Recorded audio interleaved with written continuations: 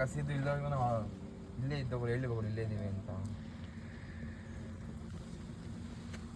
ನೋಡ್ರಿ ಹೆಂಗದೆ ಅದು colour change ಆಗೋಗಿದೆ ಇವಾಗ ನೋಡಿ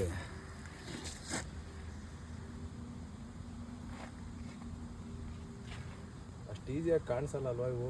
ಹೌದು, ಉಸರುಬಳ್ಳಿ ಮತ್ತು ಇದನ್ನು ಇಂಗ್ಲೀಷಲ್ಲಿ ಕಮಿಲಿಯನ್ ಅಂತ ಹೇಳ್ತೀವಿ. ಇಲ್ಲ ಸಖತ್ ಬ್ಯೂಟಿಫುಲ್ ಇದು, ತುಂಬ ಸೈಜಾಗಿ ಕೂಡ ಇದ್ದಾನೆ ಇದು.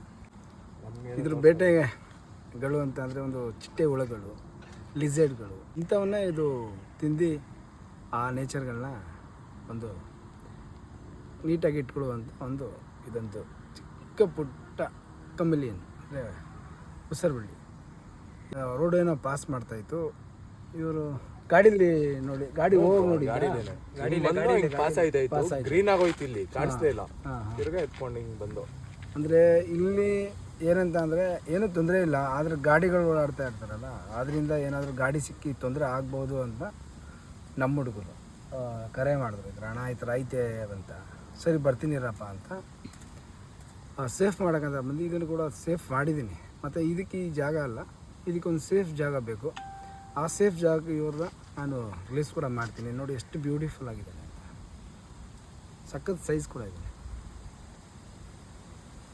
ಇದೇ ಗ್ರಿಪ್ ಇದಕ್ಕೆ ಬಾಲ ನೋಡಿ, ಬಾಲ ಹೆಂಗೆ ಲಾಕ್ ಮಾಡ್ಕೊತಾನೆ. ಓಕೆ, ಸಖತ್ ಬ್ಯೂಟಿಫುಲ್ ರೆಸ್ಕ್ಯೂ ಇವತ್ತು ಜಾಂಜನೆ. ನೋಡಿ ಇವನ್ನ ನಾವು ರಿಲೀಸ್ ಮಾಡ್ತಾಯಿದ್ದೀವಿ.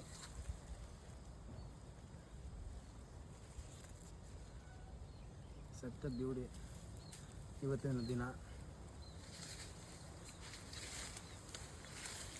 ಎಲ್ಲರಿಗೂ ಬಾಯ್ ಬಾಯ್, ಜಯ ಆಂಜನೇಯ.